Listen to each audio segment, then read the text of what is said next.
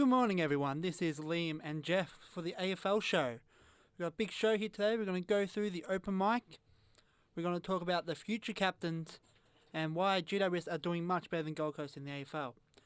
Also, we're going to go through should the AFL originally put a team in Ballarat and Bendigo. All that is coming up. You're listening to 90.7 Springburn on Air with Liam and Jeff. This is the AFL show.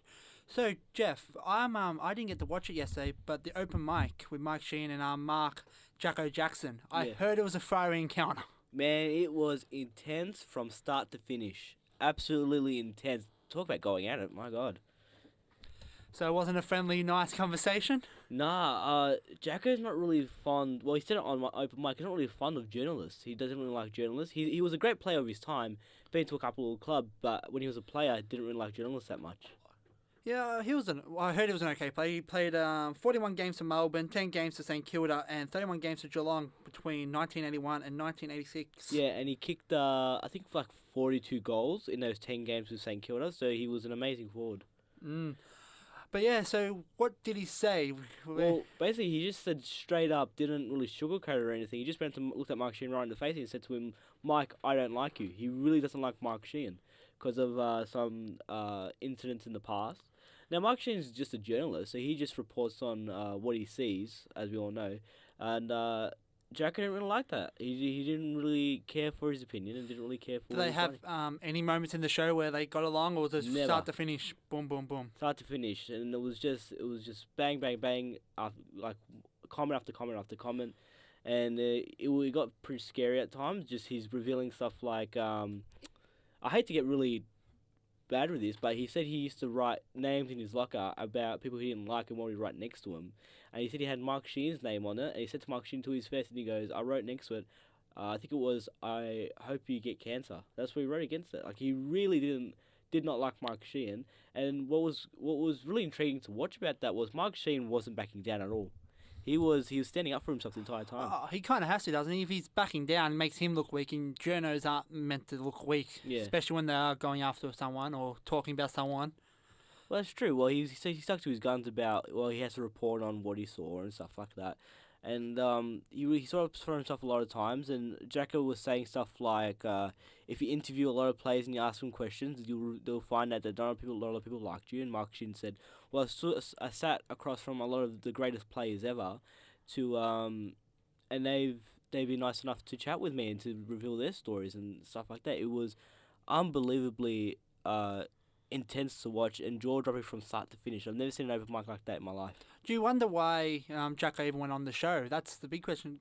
Well, I really don't know. It was said that Mark Sheehan approached him and said, would you like to be on the show? And Jacko accepted.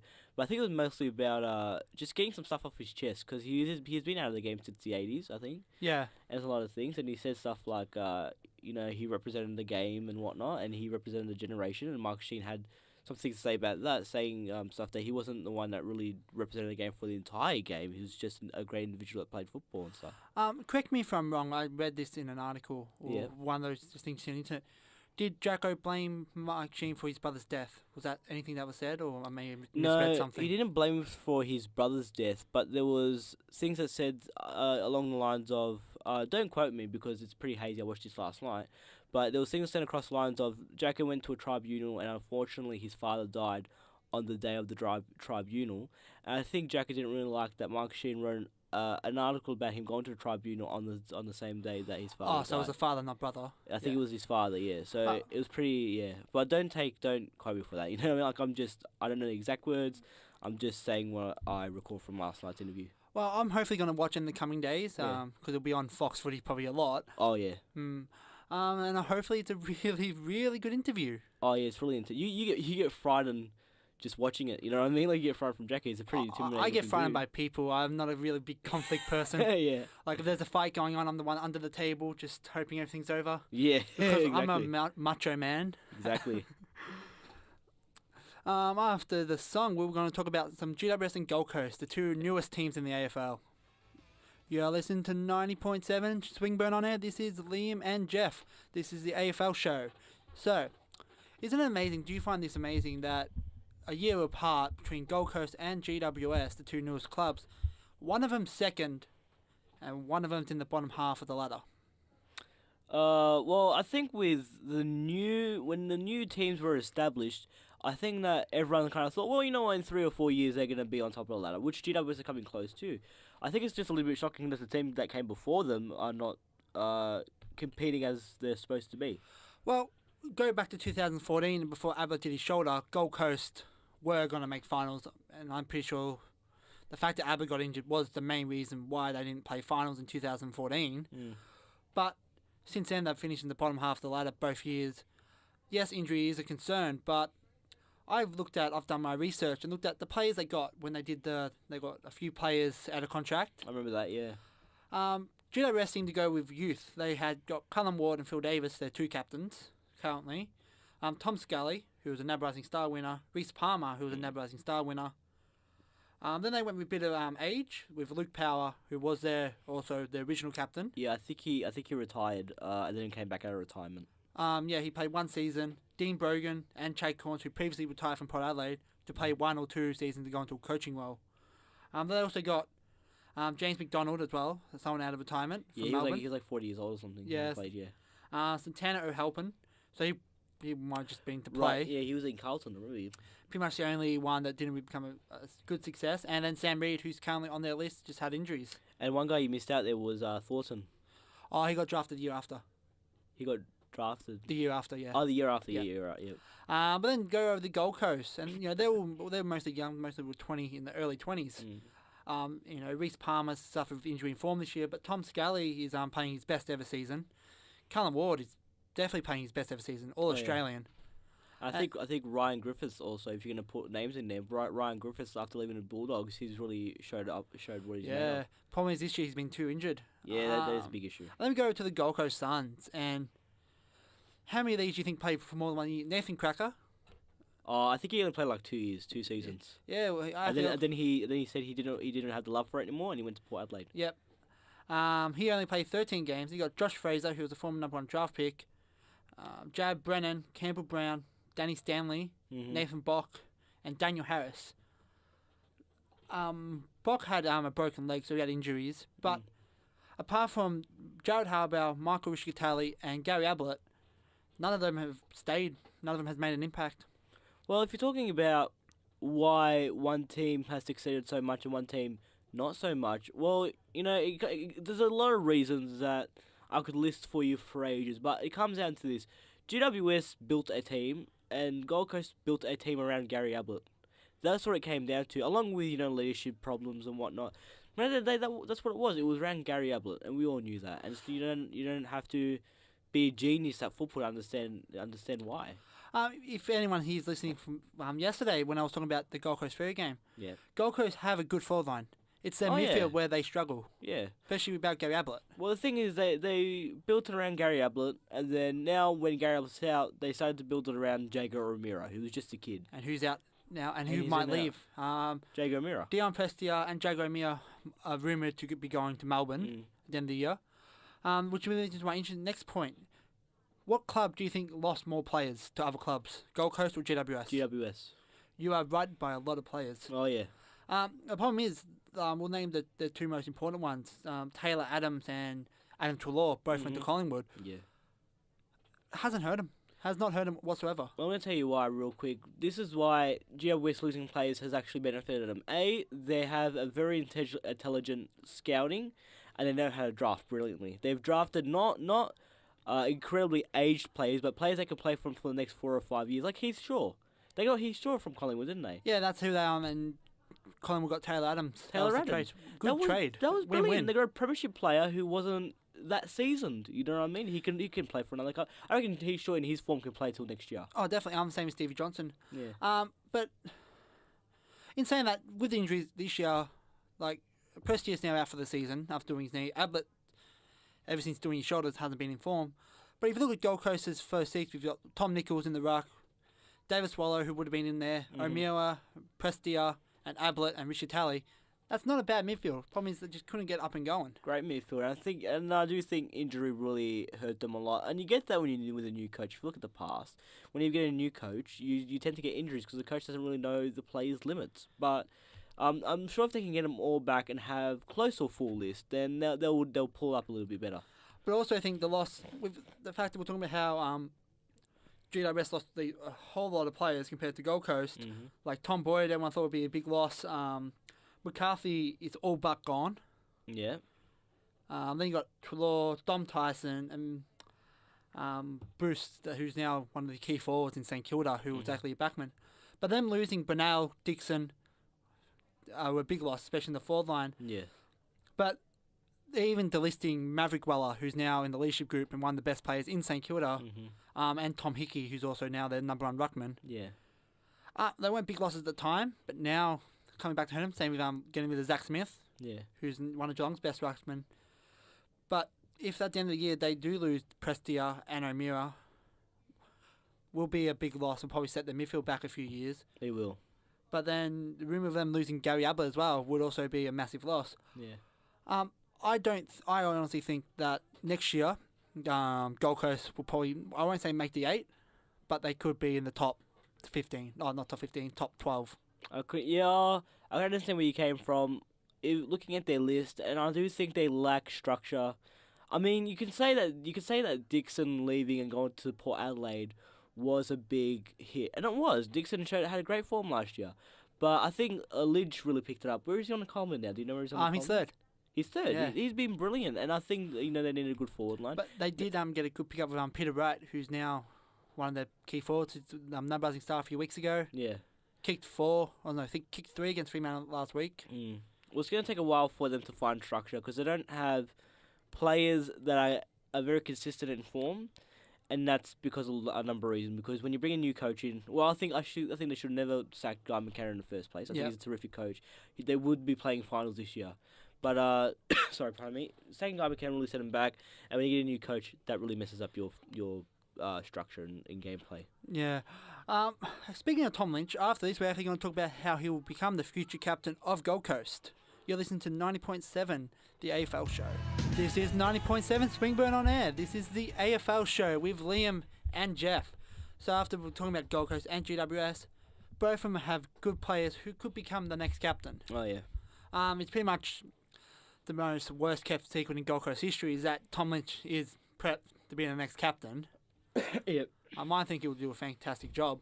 And I think that's what they need when we're talking about how they need that new young captain. Yeah. Go out of the Ablett era. Yeah.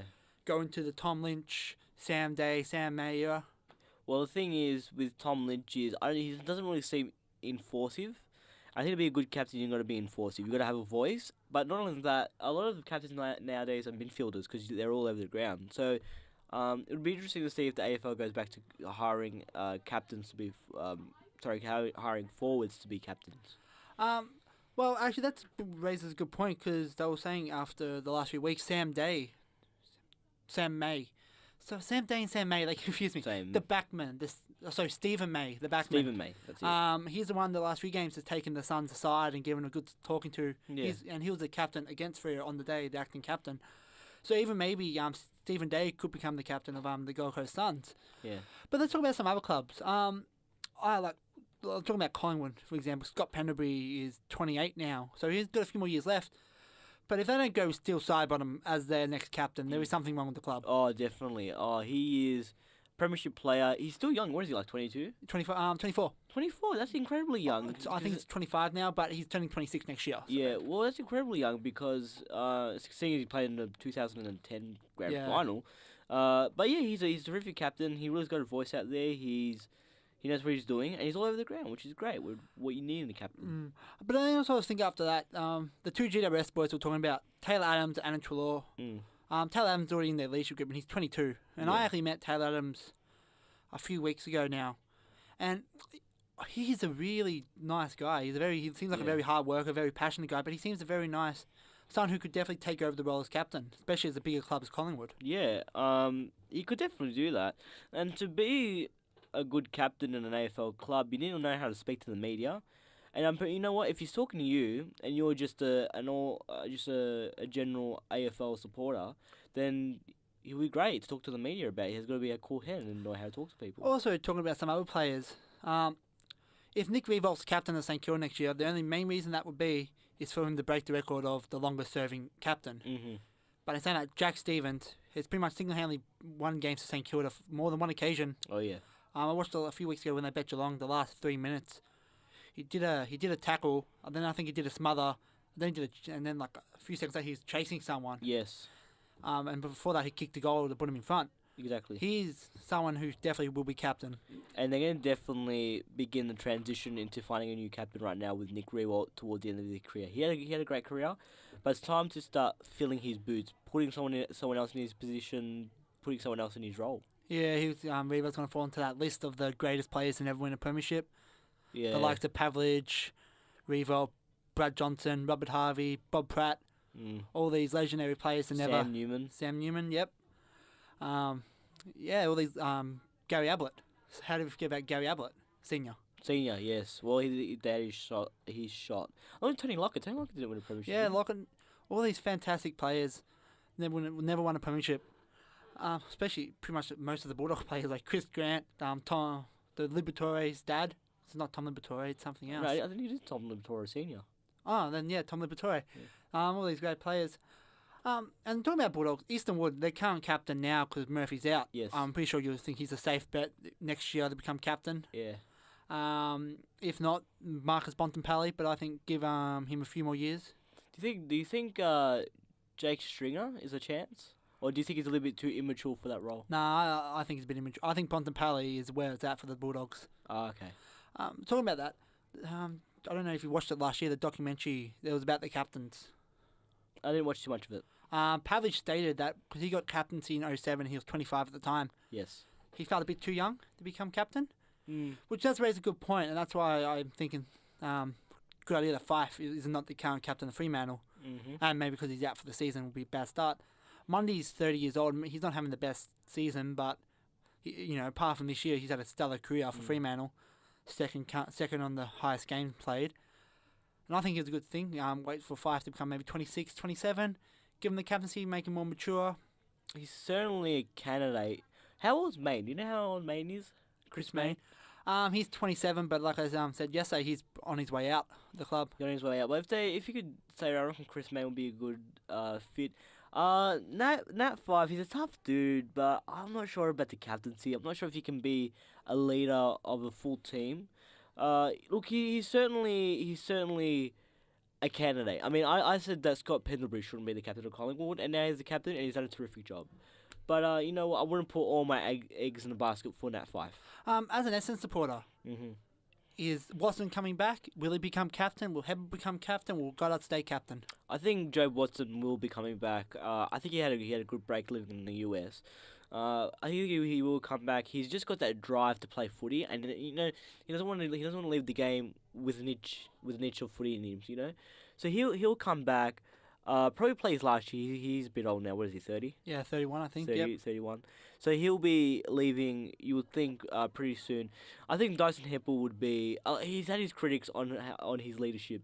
I think Dyson Hempel will be a terrific leader. I mean, he's not playing, but you can just see the tweets he sends out saying, good effort for the boys. They didn't get there, but they really tried hard.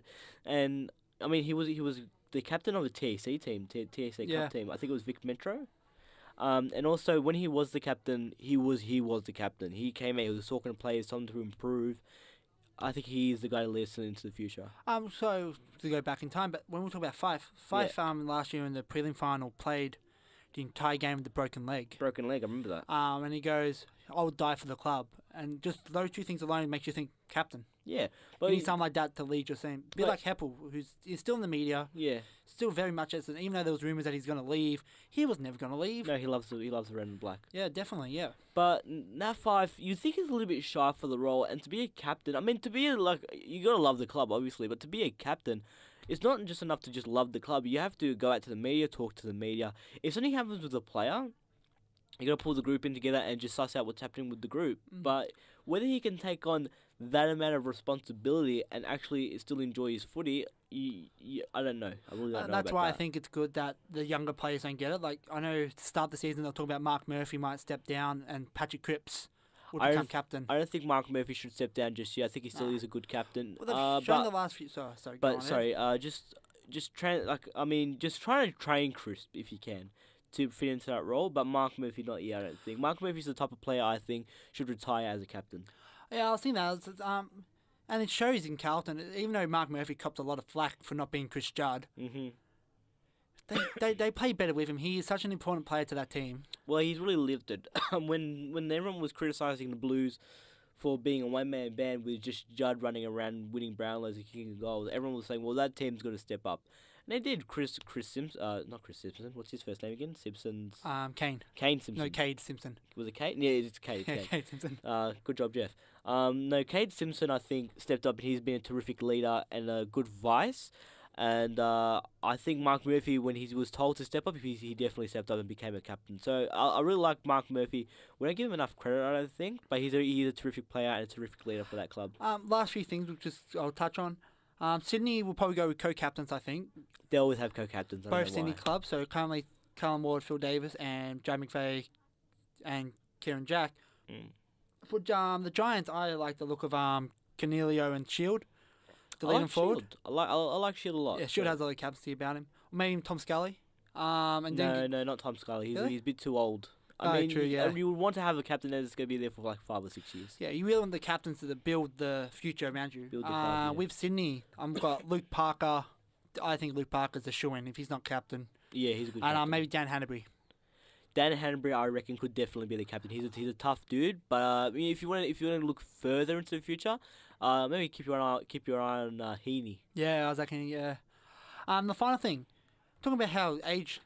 Do you agree? And I stick by this. In 2016, Cochin should have been captain of Richmond. In 2016, Cochin should From be the captain. 2013, when not Cochin, sorry, when Cochin became captain in 2013. Yes. I think that should have been Deledio. It should still be Deledio now, and maybe next year should have been Cochin's, because I think it hit him hard, and he's gets too criticised as a player now. He gets criticised. He stands up. Do you know it all revolves around age? I think. How old is Deledio at the moment? He started Deledo's in his 30s. He's 30 now. Because he started around the time of Newman. I really do think. I mean, I don't know this. I don't go into the rooms of Richmond and see what they're talking about. But when you're talking about clubs, it seems like that kind of thing that Deledio kind of said, not so much. You know, I don't think he really wanted it. I think he took his name out of the hat early. This is just my opinion. Yeah. Look, Cochin, he got criticised early because you're following Newman, and Newman was the heart and soul of the Tigers. Oh, he was, wasn't he? And then before that, it was Kane Johnson. Yes. Richmond always seems to have those captains that if you're not in the know of the AFL, you don't know who they are. Yes. I think the only captain now that I think if you're not in the know of the AFL is Shannon Hearn from West Coast. I didn't even hear of him until he became captain, and now you realise how good of a player Shannon Hearn actually is. Terrific defender, and he's one of those players he was around the 06 era, wasn't he? He got drafted. I think he was in the club, but he didn't play in the grand final. He didn't play in the grand final, but you know when you're around the atmosphere, it's good. You need a player that can settle the boys down and really kind of instruct them. You need another coach on the field, and that's your captain. Definitely. And after this, we're going to talk about some clubs that should have been in the AFL or should not have been in the AFL. Yeah. You're listening to 90.7. This is the AFL show. You're listening to 90.7. Swingburn on air. This is Liam and Jeff. So, I like to look up the good old clubs. Did you know there was a club called University? Yes, I did. Melbourne University. Was that right? Was it Melbourne University? Yes, the Melbourne University. Sorry, I didn't have your mic on. Oh, all right. So it was Melbourne University. I want the show to be about me. It's my show. You're a great panelist. Day of the SEN, if you're listening, catch this kid. Catch him. Hint, hint. Hint, hint, wink, wink. Liam O'Grady. Find him on Facebook at Liam O'Grady. So University was a side. I like to think, if you look at the NRL, back when it was the New South Wales Rugby League. Yeah. They have teams on the outskirts, so like in Cronulla, Canterbury, Parramatta. Same with the A-League. They got Central Coast and Newcastle. The AFL never had that. We have Geelong. Yeah, we got Geelong. I like to think, in the terms, it goes, Melbourne's the biggest city, Geelong, Ballarat, and then Bendigo. Mm-hmm. And trust me, they're very close to, exactly looking into population, and they're very neck and neck when it comes to closeness. I was wondering, why wasn't there a team? Well, Melbourne, you got to. I know it's like back in the old days, but whatever. But Melbourne, for a long, long time, was the city, and I know, and people were trying to get out of places like that back in, like, history speaking. So when they're trying to make Melbourne the big city, and when they were trying to match, I know it's getting a bit of history here, but I gotta say it. They try to match it to like France or whatever. You got to have a reason to match it. So then they created, the VFL, and then you got to imagine, you got to remember. the main populations back then, the larger populations used to be in those areas. So that's kind of why we don't have a Bendigo or whatever. But you know what you're I gonna do. like I'm thinking to myself, because especially if you're from just say New South Wales, you're like, oh, where's Collingwood? Where was Fitzroy? Where's Carlton? I'm all good with Footscray. Well, now Western put up a Footscray because that's like 10 minutes out the city. Yeah. Essendon's a bit out the city as well. Yeah. I'm fine with those teams. St Kilda, North Melbourne, and Like we don't have a Craigieburn. There's no Craigieburn team.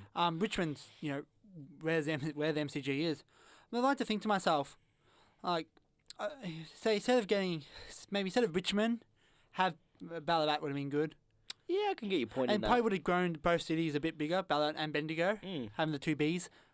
I mean, saying that as well, the argument can be said, why isn't there still no Tasmanian team or Darwin team? I think it would work till today, and there's been discussion about it, but I don't think it's going to happen. But I think it would be terrific to have a Canberra team. I mean, we have the stadium. We can use the Canberra Raiders stadium, and you can We got convert that into an AFL the stadium. Manuka Oval. Anyways, yeah. Yeah, there's been talk. There's been some rumors and stuff about them maybe like renovating it and doubling its size. It would be fantastic for cricket. But yeah, I don't mind it. But I think you don't really need one in. Where is Manuka? It's Canberra, isn't it? Yeah, it's Canberra. Canberra, yeah. So you can maybe put a team over there. You do that, you got to take GWS out of there. Oh, definitely, yeah. Actually, before the Raiders came into the NRL, Canberra was very much an AFL territory. It's not a state, very much territory. Well, that's a good business move by the NRL. Well, I'm thinking to myself, if I was the A-League or NRL, chuck a team in Tassie. Yeah, why not? I mean, we do have a very strong AFL following in Tasmania. I mean, we just did a Friday night game there at Bloodstone Arena, Which was a huge success. Oh, it was so successful. But yeah, chuck a team in Tassie. You can actually win them over there if you got Oh, them a you'll team. definitely win them over, yeah. Put a heart and soul over there. Why not? And so many great AFL players have come from Tasmania. Oh yeah, Richo was from Tasmania. Yeah, a lot of players. Grant Birchall. Graham Birchall, yeah. Nathan Buckley, I think. No, Buckley was from South Australia. He was born. South Australia. Yeah. I think, what's his name? I can't remember his name. Who cares about his name? Yeah. He's a person. Okay, fantastic. Well, as long as we know it's not the Loch Ness Monster. Playing footy out forward. No, but yeah, I can get your point. Whether the AFL will introduce a new team, I don't know. Well, if they introduce a new team, they'll introduce another team. You got to make it even. Actually, because the Doggies are now going to play a few games in Ballarat. Ballarat. They've renovated. It's now a 10,000 seat stadium. Yeah. And you got Port Adelaide playing in China, and St Kilda was playing in New Zealand a few years ago. Oh yeah. And I do love the idea of getting a New Zealand team, especially in the AFL. Oh no, don't. That's a waste of money. You need the New Zealand. No. Let me explain why this is a waste of money. New Zealand is a rugby country. Like I've never seen, apart from like North America and football and stuff, in New Zealand, I've never seen the amount of people focus on one game. They're a rugby. They are a rugby country, and they would always stay a rugby country. You know why? Because it's part of their culture. It's part of the New Zealand culture. But imagine this. Imagine if a New Zealand team, the New Zealand Ferns, won the AFL Premiership. Well, no one would follow them. Australia, the country, will go into hiding. Oh yeah. Well, look. We put an A-League team over there, the Wellington Phoenix, and they were like about to be taken out of the league. They were that bad. No attendances. There have been. I think the contract got extended. Their A-League license got extended for another 3 years or something. But it's struggles over there. You can't compete with rugby down there. The team over there is the Warriors. The Warriors. They're called the New Zealand Warriors. New Zealand Warriors in the NRL. So they're a success because they're rugby. Yeah. Now I think we've got to remember is the AFL should just quit trying to make New Zealand an AFL. I should say Australian rules. Funny enough. Country. It's a rugby country. Leave it as that. Don't waste any more money over there. Put some money into some young progress for kids to promote football in like Brisbane and New South Wales and Queensland and whatever. You know. What did you think about maybe a Northern Queensland team up in Cairns and Townsville? Oh yeah, it can work. I don't know if it was going to do it to the derby. You know what I mean? The Q Clash, whatever they call it. The Q Clash. The Q Clash. It's a tiny little place up there, not really major. If anything, make a team in Tassie. Oh. Tassie. It can definitely work in Tasmania. It can definitely work in Canberra, because Canberra only has one team, which is Canberra Raiders. I mean, you can build such a platform over there. But look, just it's at a loss with New Zealand. If you're gonna put money into China and New Zealand, put some money into the younger clubs at Queensland, at New South Wales, just so they can get more people into the game, put more into the child, so the children can grow up and want to play AFL football, not rugby. Talking about Tasmania, you got to think, like you said, if they bring one team in, they're going to bring a second team in. So they bring in Tasmania, and that's going to be the next team, no matter who's in the AFL. Mm-hmm. Like Tasmania, And they got the stadium. They got 2 stadiums they can work out of. Most likely Aurora though. I'd rather Aurora. Yeah, I was also thinking, bring 2 in at once. Bring a Hobart and a Launceston team. Hobart could definitely work. Yeah, Hobart can definitely work. You want to see a fierce rivalry. Put Hobart against Launceston, and those Tasmanians would go at it. But I know this is gonna be like a really stupid thing to say, but is Tassie really big enough? Like it's like that big. Oh, it is. It's quite big. It's a big place. I'm actually going there in a few months. Oh, cool. To go to Tasmania. But yeah, it's a big place. They definitely love their footy over there, as you know. The Friday night game has proved it. Yeah. But back to my original point. I was going to say to you, originally Port Melbourne was going to be in the VFL instead of South Melbourne. Right. But yeah. off-field, they went apparently the off-field drama, and they decided to change them.